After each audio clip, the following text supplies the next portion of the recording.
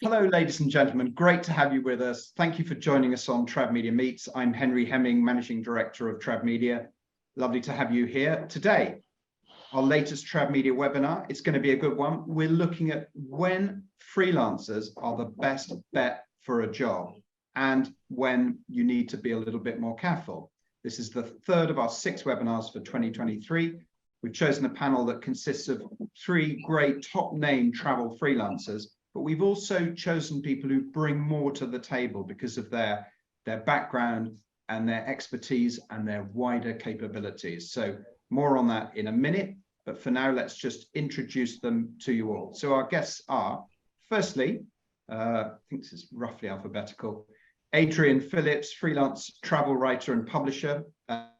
Adrian Phillips is known as the publisher of Brack Guides, the world's largest independent guidebook publisher, but he's a very, very well-known freelance writer with his stories published in The Telegraph, Times, Nat Geo, Traveller, BBC ITV. He covers everything from city breaks to excursions in the rainforest. He's a 4-time winner of the Travel Writer of the Year Awards. And I've had the pleasure of reviewing his writing for the British Guild of Travel Writers, and his humor is so infectious in his articles, but you don't need a vaccine to meet him, so it's fine. Adrian, lovely to have you with us. Hi there, lovely to see you all. Next up, we have Norai Jamal, freelance travel writer and photographer, videographer.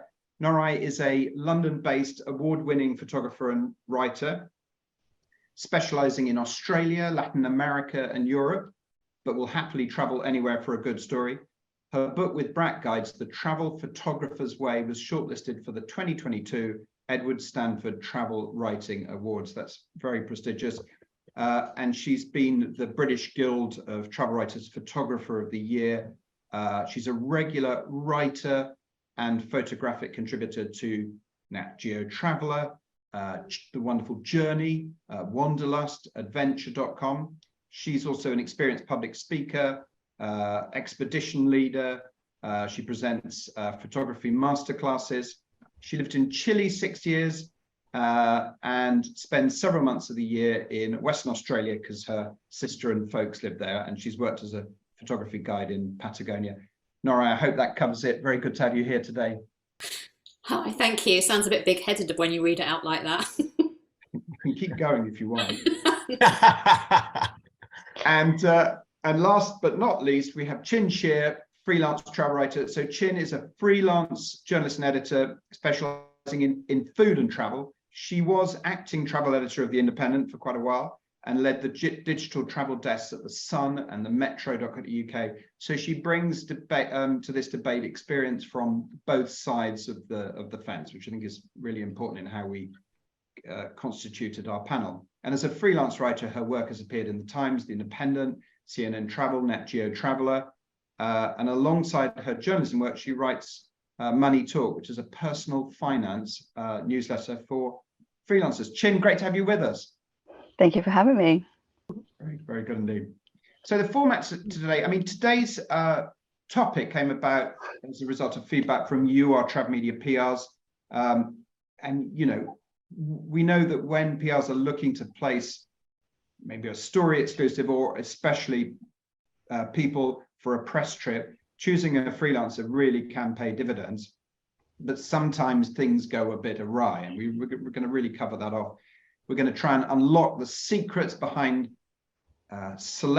your selection process and being involved with the freelancer when they pitch into a travel desk. I think the focus is going to be heavily on press trips.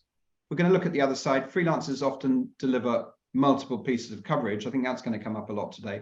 But we do hear horror stories of freelancers working on a wing and a prayer. And of course, those troublesome commissioning editors that end up changing their mind about whether they wanted the piece in the first place. So we're going to get some expert advice from our panel on how to do things efficiently and properly. And having heard our panelists' advice, we will turn to you for questions. So right from now, please feel free to drop questions into the Zoom Q&A, and we will weave them in either early on or late on. But we'd love to hear your questions. Oh, and do put your company name in with your question, just in case I don't know who you work for, so I can give you a shout out. And finally, if you're feeling social, we're TravMedia_UK on all known channels and we use TravMedia Meets as a hashtag. So let's get into the nitty gritty. And Chin, I'm going to start with you, if I may. For you, what is the most compelling reason that PRs should consider using a freelancer for a press trip? I think for me personally, it's just kind of the range of outlets that you could potentially place a story. Not even just one story, but multiple angles from the same story. So just using my trip to Australia last year as an example, I think I've had something like 5 commissions going out, which has now kind of risen to 7 since I've been back. And obviously they've got more than their, kind of value for money out of that trip. But as a freelancer, you kind of are under pressure to make a trip work for you financially. So you end up selling the same story to a lot of different places, or as many places you can, possibly get a commission for. And I mean, tell us a little bit about who you wrote for that Australia trip and how the commissions evolved. Yeah, so before I went out, I think I got a commission from the Eye, for a couple of mags, for Cruise International, for Women's Own, so a few different places, a mixture of print and online. And since I've come back, I've got something in the Sun, also for the Times. And for those two, actually, I wouldn't have been able to secure those before I went, because it was kind of, I went just after borders reopened. Lots of outlets had already gone there. So it was kind of like, oh, we've just covered Australia, so we wouldn't be covering Australia again for a while. So it's only that I've been able to go, and then have since, allowed that time for outlets to kind of open up to Australia pitches again, that I've been able to land those commissions. Yeah. Or you discover something on the ground when you're out there and you suddenly think this is a story. Yeah, definitely. I mean, that's happened in the past, as well. But yeah, I mean, for this trip, it wasn't the case. Okay, fantastic, Jen. Adrian, for you, what's the most compelling reason that PRs should choose the freelancer route? Well, I'd certainly echo what Chin said there. I mean, I did a trip recently to Florida and got sort of similar amounts of coverage. What's interesting is you, as Chin says, you get the commissions for the immediate commissions for articles that will run, in the weeks and months after the trip. But often you also get asked to do, say, roundups further down the track. And it may be that if you were a staffer writing for a particular paper, because you'd already run a piece on that destination, it wouldn't make the roundup because I don't want to repeat content. Whereas if you're a freelancer and you're looking at different channels and multiple channels, it may open up the opportunities to do coverage elsewhere and roundup pieces that weren't originally part of the commission. For me, though, another big consideration, and this sounds a little bit arsey, I suppose, but ultimately you're working with a writer, and that's a sort of a personal relationship, the PR and the writer. And freelancers have chosen to write on a freelance basis, sometimes have a certain greater passion for what they're doing in an odd way. I mean, it's a lifestyle choice to go freelance. It's slightly less work a day in some ways than working as a staffer on a paper or a magazine. And again, I know this is a huge generalization, and there are some extremely passionate writers who are staffers too, but I think there's just, you have a good chance of having a relationship with a writer who is really passionate about the way they're writing, that brings some real color and energy to what they're doing, and who can find the right outlet to express that interest and that passion for the type of writing they want to do. And more likely that the final article is going to be read from the first word to the last, because that passion is conveyed. I think so. And lots of freelancers will want to write, first person long form experiential pieces because they're the more satisfying pieces to write. And they'll want to do that as well as they can do it, both to maintain relationships with the editors they're writing for, but also to feed what might be, a strong element of their choice to be writing in the first place. I mean, lots of people choose to write, or might choose to write about travel because they want to travel, but I think a lot of freelancers also choose to write because they would write about travel because they enjoy the writing process itself and want the freedom to be able to write in the way they want to write for the publications they want to write for. and have a variety about the types of piece they can write. And that just brings a freshness, I think, or gives them a natural advantage in bringing a freshness to everything they're doing, but just because there's a greater variety to what they can do and what their output is. Perfect. Nora, let's bring you in. For you, what are the top reasons that PRs should go down the freelancer route? I think building on what we've just sort of heard from Adrian and Chin, that we do bring, I think, an originality to what we're doing, because one, we need to earn the money and do as much work as we can from each trip, because sometimes a 25-day trip to Australia, that's a lot of time away from your desk, when often for a lot of us, content writing, doing that kind of business to business work as well is better paid than travel journalism. So if you are going to go on a big trip, you need to make it pay. So I remember one of the things that I heard Lynn Hughes say at Wanderlust over 10 years ago, when I won something and someone else was there talking about how you work in travel freelance, the travel freelance industry. It was like, you have to make each trip generate 5 pieces maybe. Now that doesn't always happen immediately, and I think sometimes we have to play the long game as freelancers. And so I can see why that is often a difficulty for PR. It's like, what am I going to get from you? But I know from my own experience and the freelancers that I work with and sort of in the British Guild of Travel Writers, that we will keep working on stories and we will keep looking for new angles, and we will think, oh, well, I've got all this information. If I go back next year, this is happening. And for me as a photojournalist, I've already got the images, maybe from a previous trip. I can't tell you how many times recently I've been asked, have you got photos of XYZ? Because we're running a story, but we don't want to send a photographer. And so sometimes that long game works for photographers if they have done those trips previously. And some things are kind of evergreen, like Antarctica or tulip fields, etc. So I do think that freelancers, yes, we bring a little bit of endeavour to it, that we have to keep working on something to make it viable for us.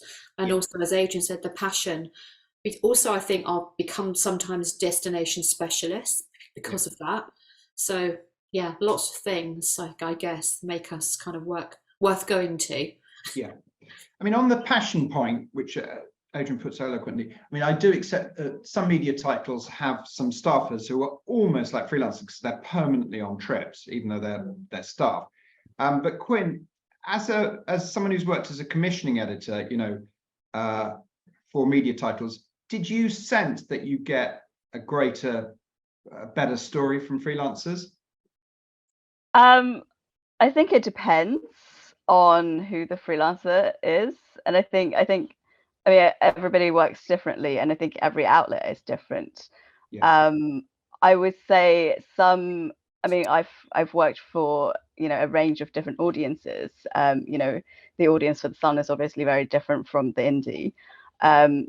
So I think you can't really judge it on that, because you are telling the story for the audience. So even though you might be really passionate and really interested in destination, but say if you're writing for a more family orientated audience, you might not cover some elements as much in depth as you would for other outlets, for example.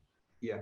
And actually, staying with you, is freelancers' creativity and passion sometimes an issue for a commissioning editor when they just want them to write in the tone of voice of the media title itself? I think it can be, but I think many of the freelancers I've worked with in the past have been very good at looking at what we've published before and what would fit for an outlet. And I think that kind of is the core of your success as a freelancer as well, being able to adapt to different voices and different audiences. Thank you, Jen. That's great. Adrian, would you like to give us some examples of how going on a trip has led you to more commissions and thus delivered more to the PR ultimately? Yeah, I mean, it happens really. It's difficult to be very precise. It happens almost every single trip I've taken that I've lined up the gun article, as it were. That's the one that lands the support from the PR agency. That might be a cover feature for Nat Geo or something similar. But almost invariably, either before I've left or afterwards, sometimes a period afterwards, there has come, a request from an editor for a piece that is either a direct request for an article about the destination that I'd already visited, and therefore I could create an angle around, or more usually a request for a theme-based roundup of some sort that absolutely fits with some of something that I did on that trip. You know, sometimes it happens that, you know, as I say, Nora is right that the rule of thumb seems to be 4 or 5 pieces in advance lined up is the way to make it work as a freelancer. I mean, I wear 2 hats. I have a salary position at Brat, so I don't have quite that pressure to be doing that in the same way. But the full-time freelancers will take that approach. But you know, the recent Florida trip that I mentioned, there were 2 pieces for the Times lined up. There was a piece for Nat Geo lined up, and then on the back of that, I got asked to do another piece on a family angle for Nat Geo, and then on the back of that, another request came from the Times to do a video story. So these things sort of all they pile up somehow. Once you've got your initial piece of coverage in there, the other opportunities seem to come along, sometimes when you seek them and sometimes when you don't. And I think Nora is quite right that it's very difficult for a PR agency to take a punt on somebody going out without a firm commission. That certainly shouldn't be the case. But I do think that there can be a fairly safe assumption that with a great many freelancers, the commission that is securing the support will not be the only commission that results from the trip. And certainly, you know, sometimes if there's a slight borderline decision or whether that initial commission is enough, it might be worth the PRs taking a punt, as I say, on the fact that there may be follow-up coverage that they will get further down the line. It almost always happens. Yeah, I would definitely agree with that. Because at one point when I was organising the Australia trip, it almost didn't happen because they really wanted a top tier publication. But then if you think about the number of, you know, stories that wouldn't have happened if that trip didn't happen. And also just to kind of echo Adrian's thoughts about, you know, roundups that come, you know, years later. I recently did a cover story for Nat Geo Food, which is, you know, all around restaurants because I cover a lot of restaurants. And some of these places, you know, I've been going to, you know, over the course of years. So, you know, the first visit might have been like 10 years ago. So yeah, you know, they come round. Nora, do you have an example of a trip which has kind of created exponential outcomes that you just hadn't anticipated? I mean, I guess because I do specialise, and I did live in Chile, as you say, so I work in Chile every year. I always usually find some kind of story when I'm there that I can pitch. And Australia is the same thing. When the Qantas direct flight started to Perth, suddenly all of my trips in Western Australia, which I had some help with from Tourism WA, which is very kind of them, but I was kind of already there. So I try when I'm doing something for me as well to do extra things. As a photographer, you need longer. You can't drop in for 2 days and get the story and leave. You know, you have to photograph when the light's good. So that can be quite difficult. Many photographers I know, or photojournalists, they will pay their own way a little bit to stay longer. But I remember, when the Qantas direct flight happened, when Western Australia opened up again, when there was an anniversary of Magellan, all of the stuff to do with sailing the seas in Chile, etc., those trips all became really kind of, you know, high paid, lots of commissions. Similarly, I was saying before to the guys that I'm doing just on a story for Tonic magazine, and I've been going to the Netherlands for over 10 years, and I've done a lot of stories on flower culture. I did a big story for Nat Geo, photo story on bulb to bloom in the Netherlands, and it's interesting because when I was doing that trip, it was the second time I'd gone back to Holland, the Holland part of the Netherlands, and the bulbs sort of coastal part. The then PR working with that part of the Netherlands, I'd had a commission from Morning Calm magazine, which is an airline magazine, and I was doing a really big special destination piece. It was huge. It was one whole article and then 3 extra destinations around. But because it wasn't a UK publication, the PR was a little bit dubious about helping me, and I kind of had to really push. When I got there, I found a blogger who I hadn't heard of, and when I looked up, wasn't that prominent, who was also being hosted. And I was a little bit like, and then I got a big commission after that from Nat Geo, but it wasn't firmed up yet. And so I was still waiting, but I had to go and do the story. So sometimes you have to take a little bit on trust with some people. I think if they've already got a big commission that will sell a destination, it's likely photographers will keep working on it.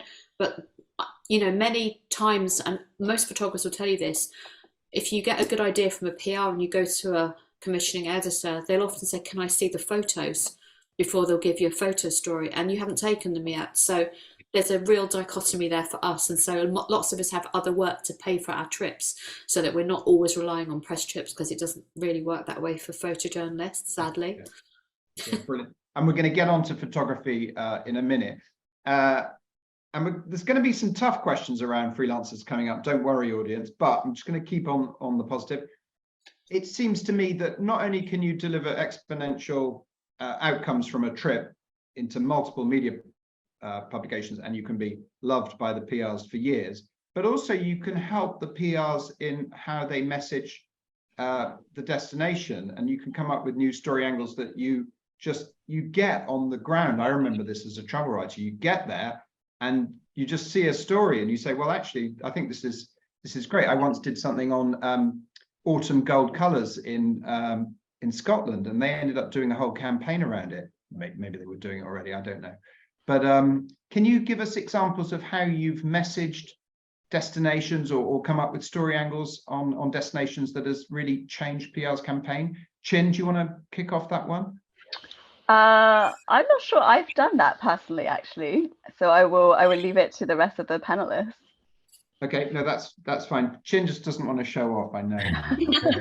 Adrian. I've written a lot on Hungary in the past, and the Hungarian Tourist Board, and by extension, therefore, whoever is their PR representation at that time, seemed to want very much to focus on messaging that worked, I think, probably for a different European market, perhaps a German market, for instance. That they were focusing very much on spa visits, and lots of the spas are not the spas as we would like them in the UK, you know, sort of luxury and well designed and so on. They're quite functional 60s ex-communist buildings, and there's a real culture and still an enjoyment of that more medicinal approach to spa culture in other territories of Europe, but I don't think it translates quite so well to the UK market. Yeah, interesting. And so I was encouraging them very much to focus more on the outdoorsy offerings that Hungary had, trekking in the northern hills above the Lake Balaton, rather than just the medicinal wellness centers that they've got there. And so I did a whole load of coverage on that, and that did seem to spin off into a more healthy, in my view, approach to their marketing focus, beyond that, into recognizing that actually they needed to consider individual markets a little more carefully. Now, I'm sure none of the PRs listening to this are silly enough to think that all markets are the same, and so I'm sort of preaching to the converted there. But certainly the coverage that suddenly became of interest to the media in the UK then influenced, I think, the thinking on the part of the headquarters in Budapest about actually the thinking behind how they should be targeting the UK market.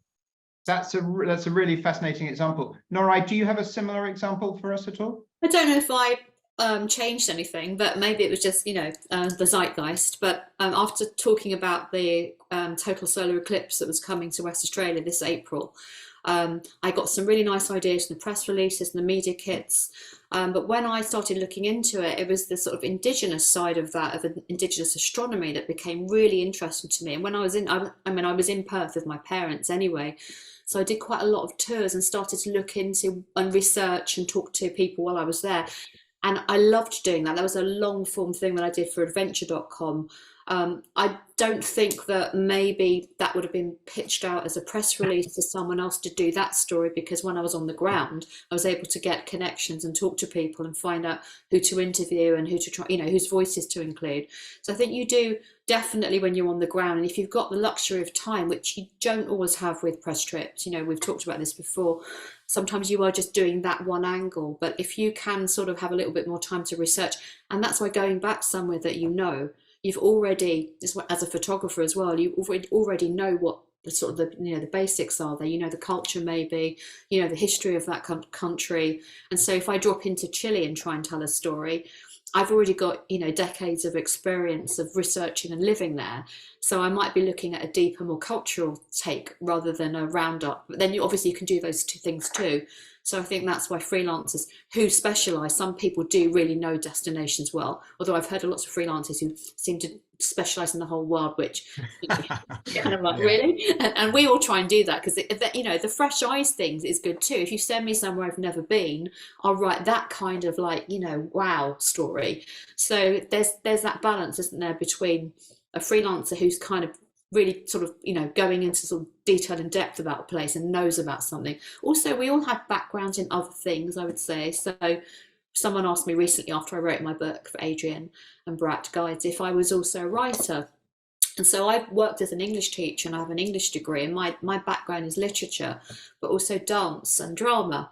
So if there's a story about dance, I want to cover it. If there's a story about, there's something slightly literary maybe, I'm really interested in language. And I did a big story in the Faroe Islands.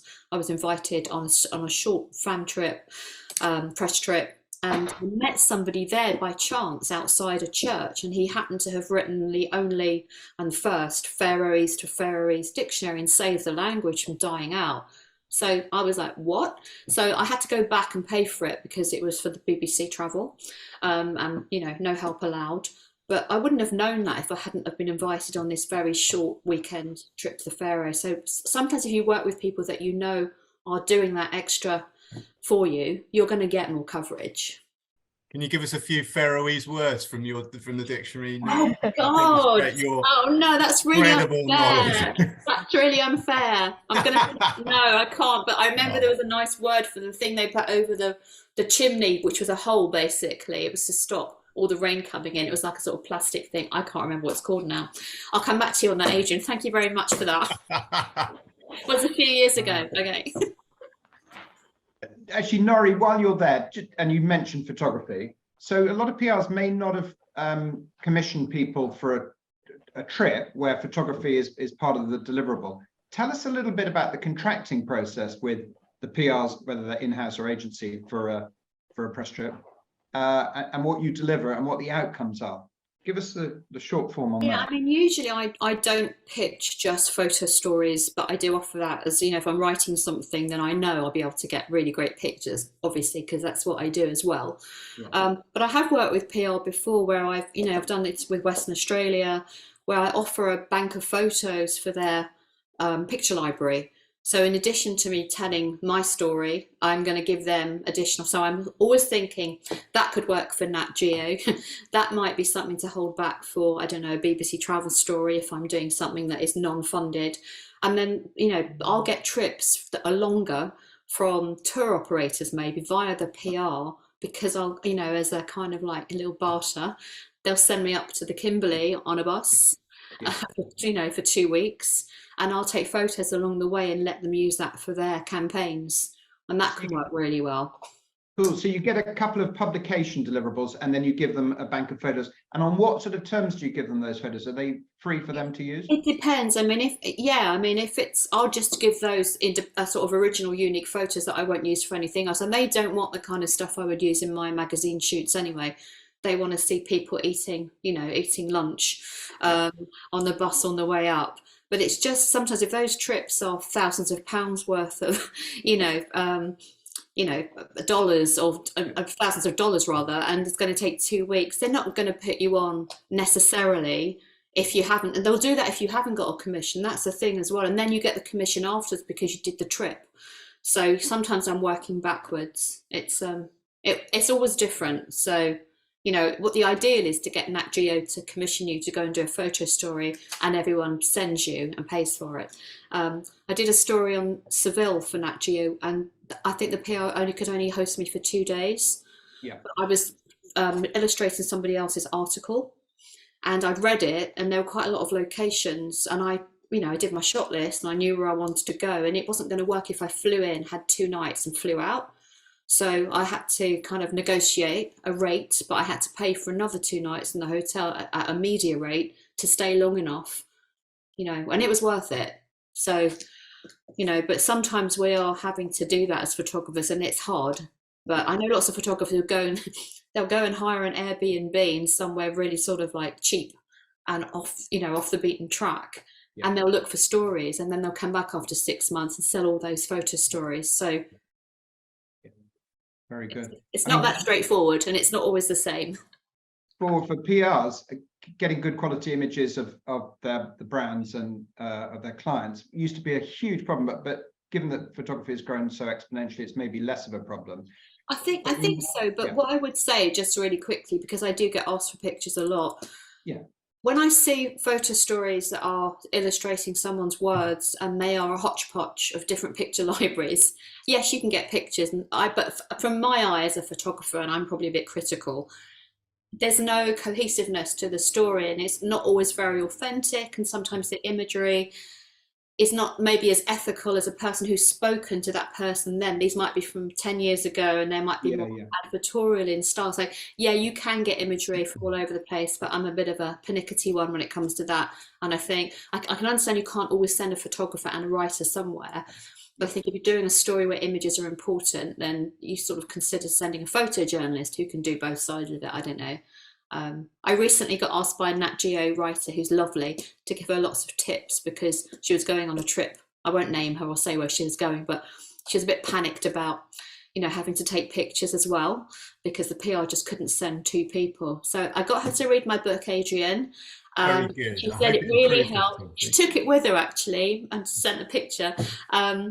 But yeah, that seems to be, you know, most writers are taking a few photos, and I think that's better. I think at least you're there with those people, it's authentic. I'd rather see an okay photo that actually illustrates that story than a strange picture library, mismatch, advertorial, glossy, you know, shot landscape. Yeah. But it's difficult, I realise, because it's, you know, and flights are so expensive now, it's getting harder to sort of, I guess, justify sending more than one person for more than a couple of days. So yeah, you said you look for authentic and granular images rather than those stock shots from 10 years ago, as you said. I mean, I've had to look through stock photos when I've written things for, like, I've done some work for a Marriott hotels, some Bonvoy Marriott, and done some destination pieces, and they don't want photos, they want me to write, and then they ask me to find the photos. And so my opinion, sorry to say it, but my opinion is some of them are awful, but they're, you know, they're cheap. So that's why there are fewer people working as photographers, I guess. On a regular basis, because it's very hard to sell your images because, you know, even the libraries are not paying. So yeah. Sorry, just it's. I mean, I absolutely am focused on the words, and I often offer to give my photos away to PR agents. They don't want them, but no, I'm joking. They are awful, but so with big cover stories, I mean, often newspapers in particular will use, I mean, they can use some of the shots I take on my iPhone or whatever, where it's a, you know, it works for that story. But increasingly for the Nat Geo cover stories, for instance, they will send a photographer separately.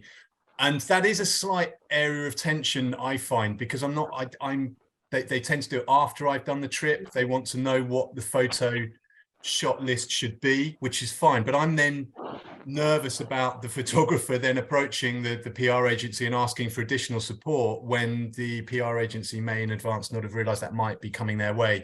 And I feel quite protective of those relationships, and it's been slightly awkward. And I always deliver the information. I have to do that, but I never quite know what then is happening afterwards and what the photographer is asking or what it's, and, you know, I'm entirely disconnected from that. And again, it'd be interesting if we had other PRs answering questions, whether the other way, rather than us answering their questions, what that dynamic is like, whether there is any awkwardness to it. I mean, I always try and encourage the editors to use a local photographer who therefore doesn't need the support, if possible, in destination. But I just don't know what happens after that, and whether relationships are at risk of being broken with the writer because of what happened after that by the photo editor trying to send a photographer out afterwards. I don't know. Yeah. So let's turn to potentially what can go wrong. Now, it may have been noticed that freelance travel writing is a fairly popular career. Anyone can call themselves a freelance travel writer. And whereas there's probably about 3 health writers in the UK, freelancers, well over 1 million freelance travel writers in the UK at the last count. So I talked earlier about freelancers working on a wing and a prayer. Can our panelists offer any tips to the audience about how PRs can make sure they're going to get the deliverables and outcomes that they want? Who would like to start? Adrian, would you like to start that one?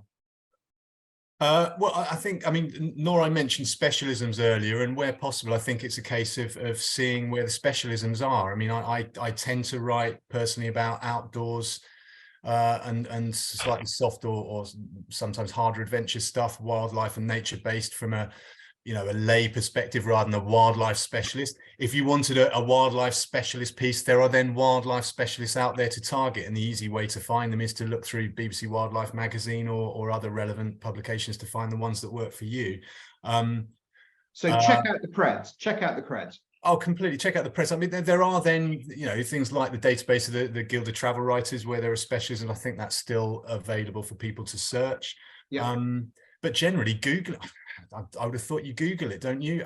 You Google travel writers and their specialisms and see what comes up. But I mean, you should. I think at least with the established writers, people are fairly familiar with the people out there that write certain stories either on certain destinations or on certain themes. Yeah. The bigger difficulty, I suppose, is how newer writers break through, because sometimes they can, as obviously there can be some brilliant new writers out there, and the question is how to go about making sure that they get a platform too. Yeah. I should add, I think fairly, that on TravMedia, journalists publish their most recent stories, and freelancers are very good at keeping those up to date in the stories section on TravMedia, but obviously that's a gated site.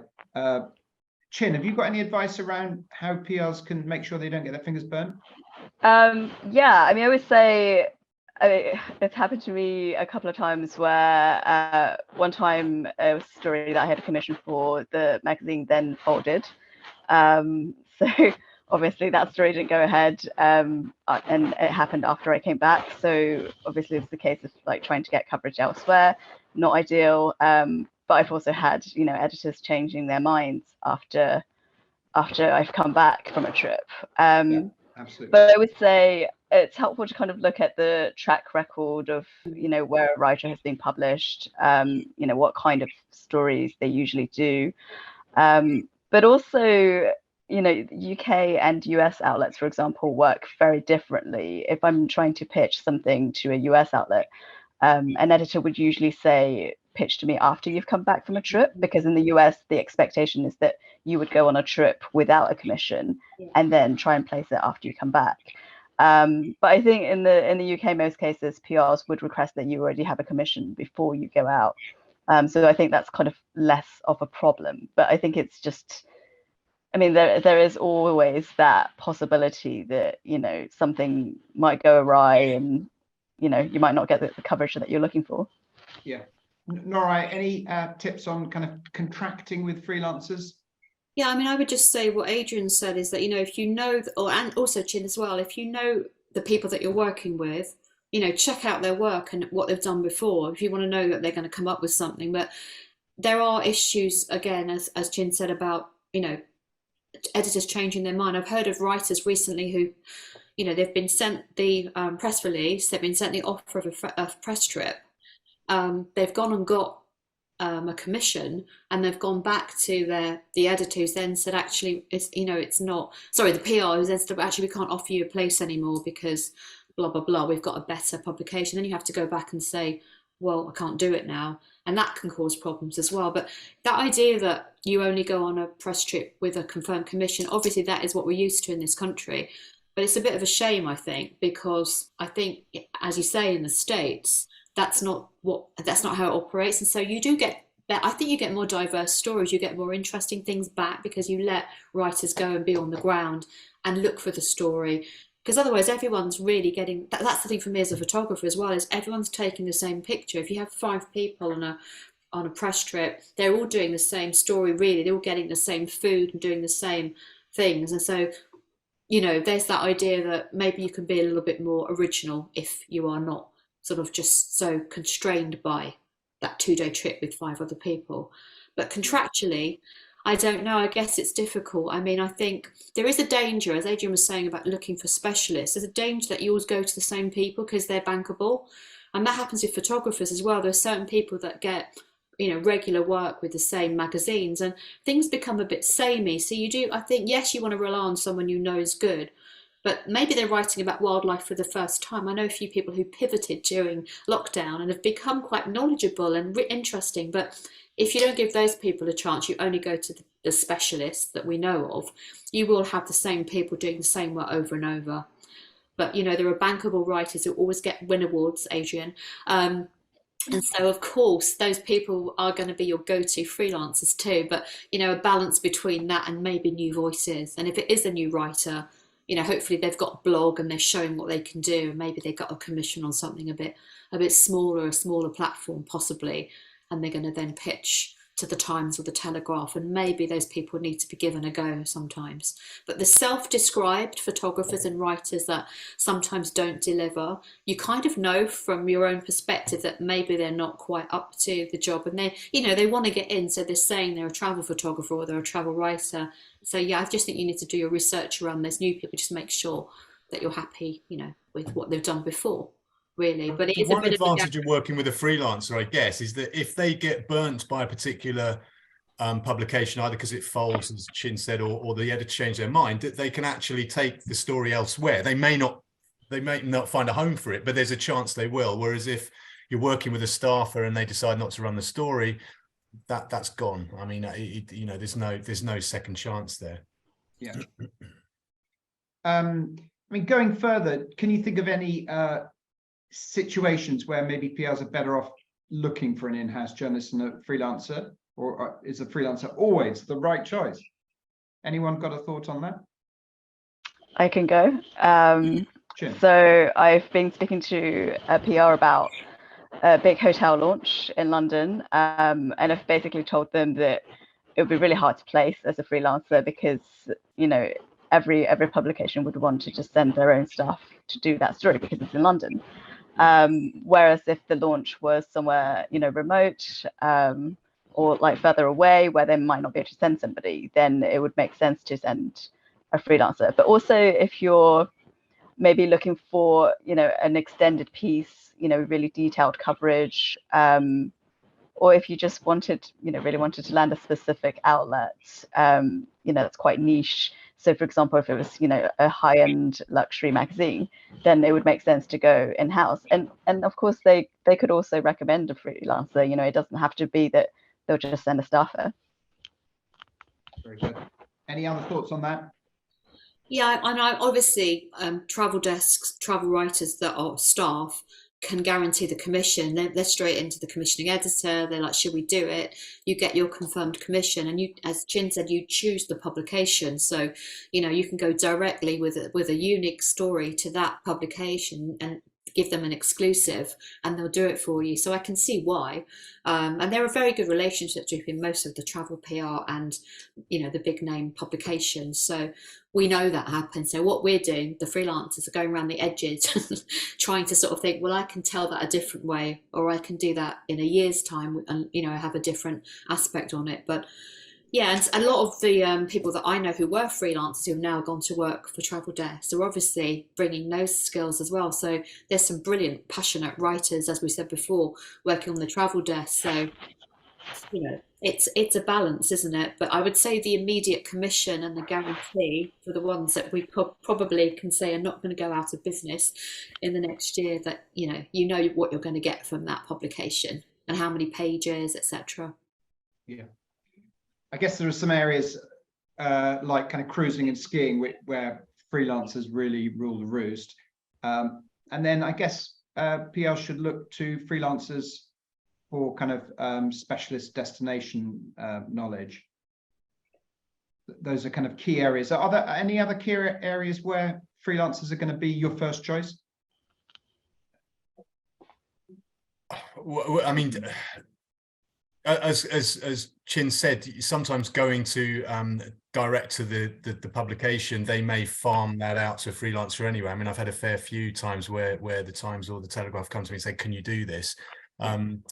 In terms of beyond destination or theme-based specialisms, I think it is just about volume of coverage that is likely to offer the advantage of going to a freelancer, and the potential for having a more diverse spread of content that goes beyond a single publication. That feels to me to be the primary advantage of working with a freelancer who's may have the specialism and the contacts with lots of different publications within your area of marketing interest as a PR agency, but also, as Nora said earlier, has the drive to sell more content, because frankly they need to get more from each trip they take, more coverage from each trip they take, to make it work as a livelihood.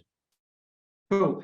And I'm going to turn to questions. Just a reminder to our audience, please do place some questions for our panel today, and I've got a few questions lined up. But while we're here, I did omit to cover off one thing, and that is, when something goes pear-shaped, a freelancer has taken the trip and maybe the commissioning editor decides not to run the piece, what is the panelist's advice here? Should the PRs go direct to the commissioning editor, or should they use the freelancer to kind of fight their corner? Any advice on that? Maybe Chin, you could advise us. I think it really depends on the situation, right? It depends on who approached who, I guess, in the first instance. If it was something that had been set up with a publication, then I guess you should go to the commissioning editor. If it was with a freelancer, I don't think they would have any sway over, what the commissioning editor decides, and also it might burn some bridges for them. So it's really kind of about working with them to kind of try and find a new outlet for that, if possible. Yeah. Okay. That's great. So we've got someone who's sort of new into this area, and there's some good questions. This is Julia Bish from Linga, and she just wants some advice on the practicalities of working with freelance journalists. They offer holidays in off the beaten path destinations. She says, how do freelancers expect to be financed? We can pay flights and our partners can cover lodgings.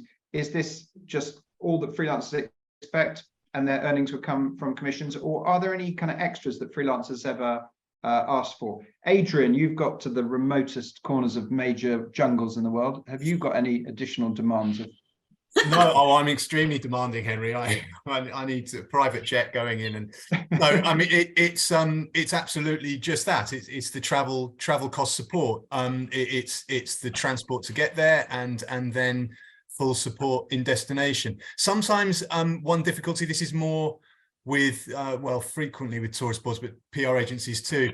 There are a few little bits and bobs that get forgotten about. There may be assumption that not all your sustenance is covered. They may cover breakfast and dinner, but not lunch. And that adds actually across the course of 7 to 10 days, quite a considerable and potential additional cost. The other big bugbear I have is where they will cover transport from the airport onwards, but not cover potential cost to get to the airport. And again, in the UK. And again, that can add a fair bit as a percentage of your fee. I think something that may be unknown to agencies is just actually how little a commission pays. It really isn't that much money. I mean, in the past, I mean, it can range from 200 up to 600-700, but it's not very much. And if you're having to spend £50 each way on a cab to get a very early flight, you've already lost a considerable portion of your fee before you've even got to the destination. So I think being willing and aware of covering all the cost and recognizing that the potential return on the bookings just vastly outweighs the scrimping saving on a lunch each day on the itinerary, will greatly help things for the journalist point of view, and make it, again, a career path that they can continue in, and therefore continue to offer the coverage to the PRs and the agencies. Whereas making every little bit of support have to be fought for in those terms is really A, frustrating, and B, quite damaging in terms of relationships. Yeah. Julie goes on to ask what kind of themes or angles are going to work, and I think you've answered this, and this is a great reason to use freelancers. Get the freelancers' advice on what angles they think they can place with commissioning editors, rather than a PR for a tour operator going to a commissioning editor and maybe not making a great impact because they haven't got the angles. Let the freelancers do your work for you, I think is probably the advice there. And then she says, finally, how do we make sure that our brand, Linga, gets a mention in the article. So that is the, you know, how do you make sure that the tour operator doesn't just end up in the fact box? Chin, have you got any points of view on that about the trade-off? I mean, I would say it pretty much is always the fact box mention, unless there is some newsy angle or reason why it should be in the main copy. Yeah. And I've had trips where I've just had to decline because, you know, for example, an airline wants to be mentioned somewhere in copy, and that's just not going to happen if it's not a new route. If, you know, there isn't no new product to mention, it's just because they want the extra mention. And even if you file it as a freelancer, it will just get edited out. So it's just not something that you can promise. Yeah, you could do the deal, but it's going to get edited out anyway. So and I think there needs to be an understanding of the fact that actually these mentions in the copy are detrimental to the final purpose of the operator. I mean, these articles need to inspire a reader to go out there and book the trip. And regular shoehorning in of company names makes it read like a puff piece, and people just stop reading it. Whereas if you have it properly placed in the information bit at the end, when you've inspired the reader to think, good God, I really want to do that trip, how do I do it? That's where you showcase the company. And if you're trying to shoehorn in names of airlines the whole way through, or company names, honestly, a reader, A, doesn't give a damn, and B, will stop reading the article. So nobody wins on that in that situation. Good. But great questions, Julia. Oh, sorry. I just add to that usually what we do when we can't do fact boxes, some you know, features don't even let you put a fact box in. You know, we use social media to say, you know, we just travel with this company, they're amazing. And so usually people follow you when you've done something incredible, and they look at where you went, you know. So social media does sort of tie into that. Reels while you're there, if you're a filmmaker or, you know, photographer, and just tweeting about stuff. So it kind of connects, but maybe it's not always so tangible if it's not in the article. But I agree with Adrian, I don't like trying to shoehorn things in. Terrific. But great questions, Julia. And I think it's important to go back to those, the core elements of the relationship between the brand and the freelancer. And Julia says to you all, really helpful. Thank you so much. Our audience, if you've got any more questions, we've got about 5 minutes left, but you need to get them into the Q&A quickly. So what else have we got? What are you all working on next? You know, I just wanted to add something from your last point. Yeah, sure. Where do you get, you know, how do you work with the freelancer? Coffees and chats generate so many ideas you didn't know were there. Just bounce it. If you have a chance to sit down with someone for 5 minutes or have a Zoom with somebody, somehow some alchemy happens. And I think we lost that during COVID. We didn't get a chance to meet anyone. So, you know, if you can sort of meet up with people and sit down and say, this is what's coming for us, what do you think? That sometimes you come up with things like I did with that eclipse story just from chatting. So that's always a good way, if you're new to it, I think, is to meet a few people. Yeah, my final question to you all is, where are you headed to next? What is hot this year? Now that the world is once again your oyster and you're liberated to head where you like, what's hot? Where are you going to head? Norai, why don't you kick off on that? Well, I'm going to Greece next. I'm going to Greece next week, and then I'm off to Spain after that. And then I'm back in Australia, and there are a couple of stories that I'm doing. So I'm combining a very long trip in Australia with seeing my family and doing some other things. So again, I'm going back to the places that I know well. So Spain, the Basque region is kind of interesting for me. The food aspect of that is what I'm looking at next few months. Nice to go back to the places you love. Adrian? I'm going on Saturday to Croatia, doing a road trip down from Split to Dubrovnik. There's a new bridge across a peninsula that means you don't have to divert into Bosnia and back out again. So I'm doing a piece about that and about pirate towns along the way, and eating oysters and doing some zip lining, and yeah, so that should be good fun. Terrific. And Chin? I've got a few trips coming up, actually. I'm doing the BA inaugural to Cincinnati, so I was there last year, so going back again, and then straight on to Marrakesh and then Vienna. And then hopefully a big trip to China later in the year, when I'll be going home to visit family for the first time in forever. Amazing. That's been quite a long while. That must be really special for you. Yeah, excited. Lots of stories lined up too. And just finally to you all, what kind of destinations or types of travel are really getting freelancers' attention this year? Do you feel what's hot? What's in the public eye? Any thoughts on that, I Adrian? think a bit of solo adventure, women's travel seems to be getting a lot more traction. That's kind of what I've always done, I guess, but it seems to be that people are talking about it now a lot. And Central America, I think places like Guatemala and Belize and, places that, maybe we've been to in the past, but suddenly people seem to be posting a bit more about them on social media. And Guyana as well, And Guyana, places coming in. Mm. Adrian, what do you think freelancers? Well, I mean, I think the talk throughout the pandemic, the talk was that the long focus would be on longer form experiential trips that rather than short haul stuff.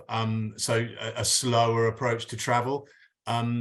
Certainly the appetite among magazines and newspapers has moved even further on for that sort of content. It was already there to a degree and was building, but I think even more so now post-pandemic. Whether it remains that way in the long term, I don't know. I mean, certainly flights to short haul destinations are absolutely booming again. So, it may well be that the vast majority of people aren't traveling in that way. But at Brat, certainly the feedback we've had from readers is that they want longer form trips. So they're going to destinations for 2-3 weeks with proper immersive experience rather than just treating it as a relaxing break and lying on a beach.